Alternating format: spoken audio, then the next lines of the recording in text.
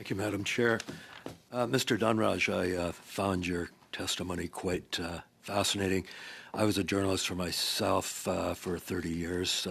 I was also a national director of the Canadian Association of Journalists.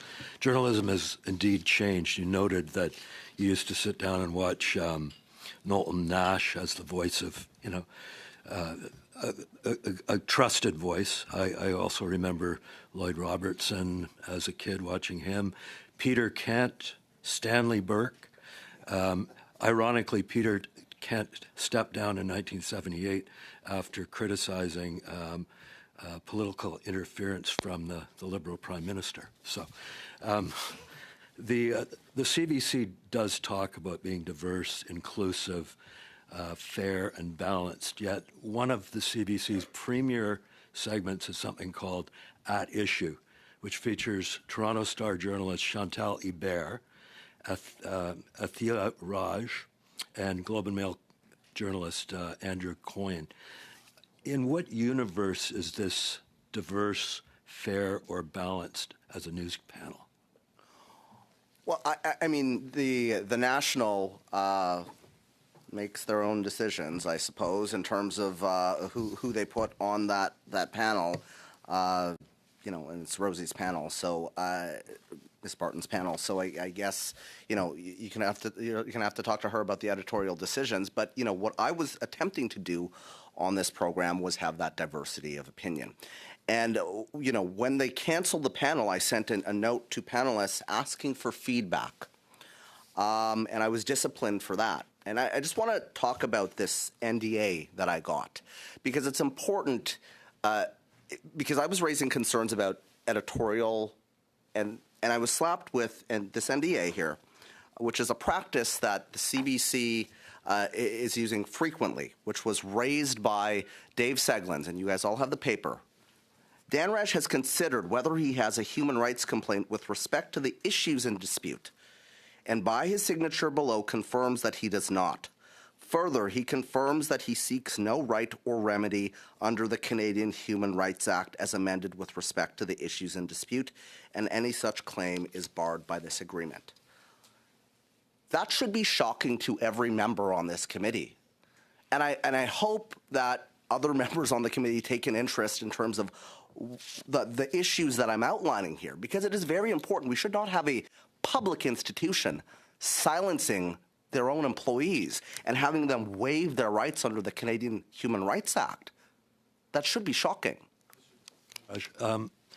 Getting back to the bigger issue of the fairness and balance in news, you mentioned at one point that CBC management actually prevented you from interviewing conservative leader Pierre Poilievre on your show. Can you describe what happened there? Yeah, well, I basically wasn't allowed to pick up the phone and talk to conservatives. I have some G-chats here, which I just want to, read you part of this.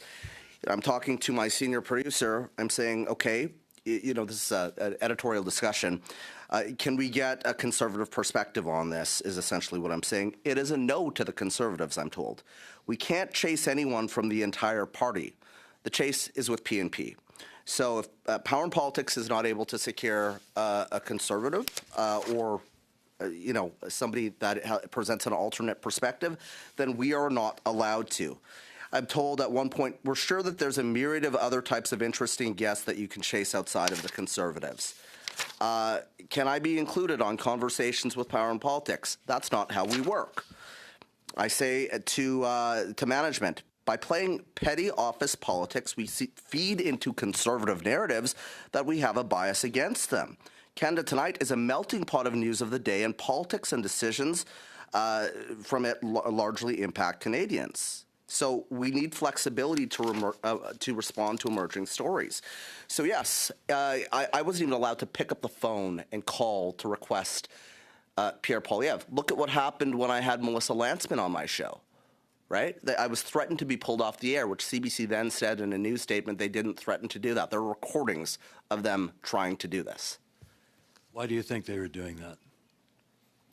I mean, there's an effort to essentially protect those in Ottawa in terms of their perspectives on these things, in terms of who they want on the show. It should be about, we did an interview with Karen Johnson, my co-host on the new podcast I'm doing. It is out right now. She's another former CBC employee that is talking about the toxic culture. She said that she alleges that she was called a brown Barbie, a bimbo, but she says that it's a very high school culture.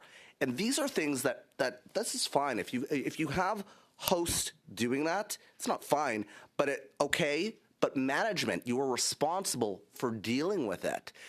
And so if management is not going to do anything, if the president of the CBC is going to come here and expect a tongue lashing and then be able to go back to the CBC and continue to get funding without accountability, these practices will continue.